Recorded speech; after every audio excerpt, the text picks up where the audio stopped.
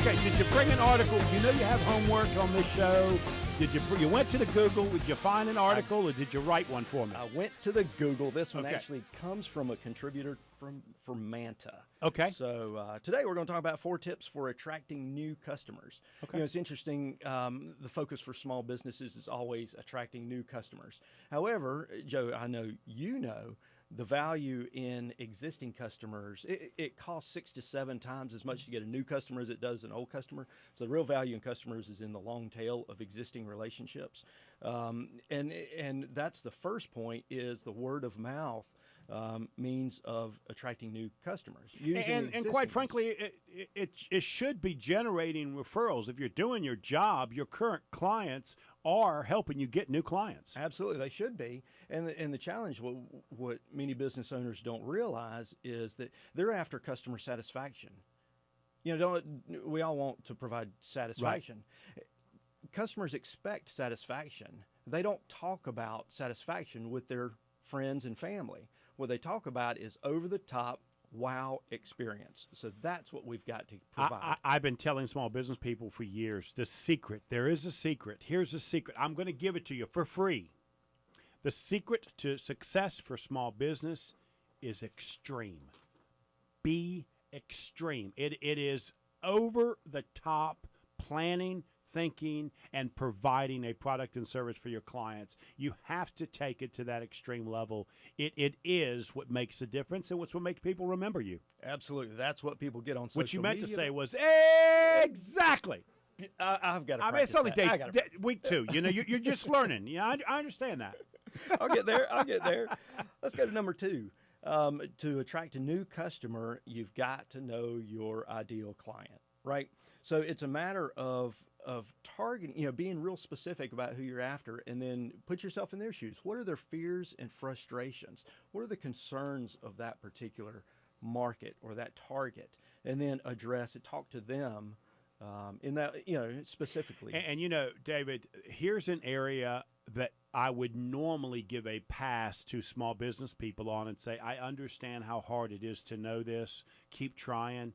But nowadays, there's no excuse, because there are a lot of ways for us to find out as small business owners who our client is, what it is they want, and what's their motivation for coming to us to begin with.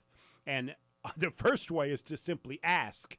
If you just ask your current clients those questions, right? They'll tell you. They will tell you. And then go after people like that. And now with all of the stuff online, there should easily be a way for you to figure out who your clients are. If you don't know and hear the word know, not guess, who your clients are, you are not doing a good job in your business. I am comfortable making that statement. You should know who your client is, or who your preferred client is, to know how to go after them. Absolutely, absolutely. And we get sucked into this wanting to be all things to all people, and that is just not a good business strategy. What I've learned is, we all, even personally, we all have this. You as a coach, this. Your brand is you personally, right? I mean, Correct. When I look at you, when I talk to you, when I see you on Facebook, when I talk to other people about you, you have this brand, right? Mm-hmm.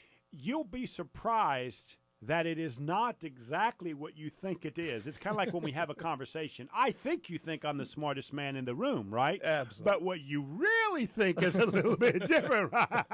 Look at Skippy. There it is. So that's what's happening by what I mean by brand. Your company has this brand. You have to be aware of what your customers think your brand is, because that's who's coming to you, that's comfortable with that brand that you've created, and it might be subconsciously what you've created. That's right, and we can easily begin to attract the wrong customers. We tend to rate customers A, B, C, and D.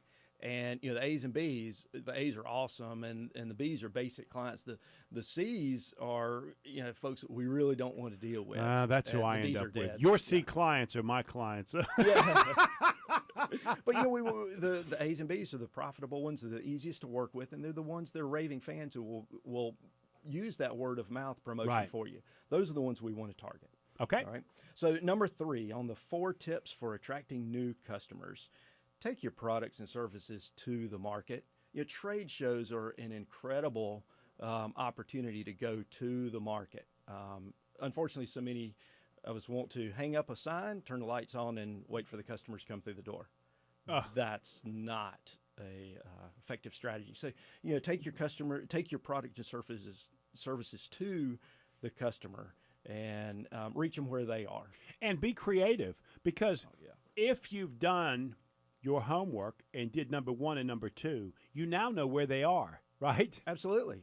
And so if you know what their motivation is, which you should know about 50% of your client's motive, you might not know 100%, but you know about 50% what your client's motivation is, you should know where they're going to be.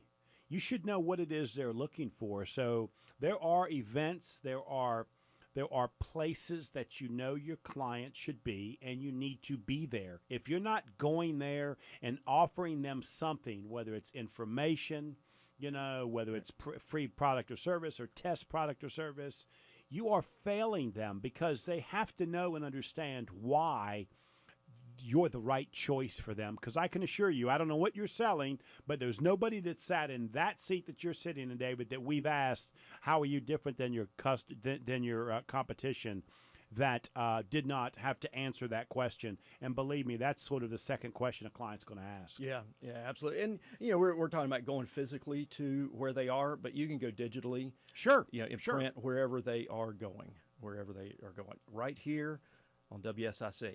You can go to your target market right here. Right.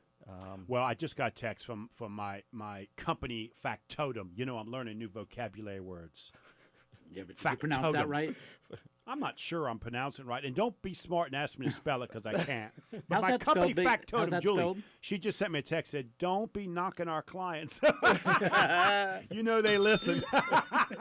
So I just got corrected. I got fine, wonderful clients, David. Excuse me. Done. They're not class C. They're all A. They're all A's.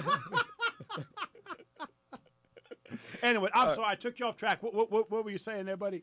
Oh, I don't even know. Let's go to number 4. Number 4. Number 4 is optimize what you're doing, to attract the new customers. You test and measure, the strategies that you're using, and dial it in. Stop doing what doesn't work, of course, but the things that are attracting those customers, whatever that marketing strategy is, and the sales conversion strategies. Do more of that, refine it, get better and better. And you just hit on it. And here's the key. If you're not measuring, you can't do this. If you're not measuring what is working and not working and where clients came from, you can't do this, number 4. So you cannot succeed, because you can't keep doing the right thing if you don't know if it's the right thing. You have to be able to do that. Absolutely. And to go back to your last point, because I remember what you were saying before I rudely interrupted you.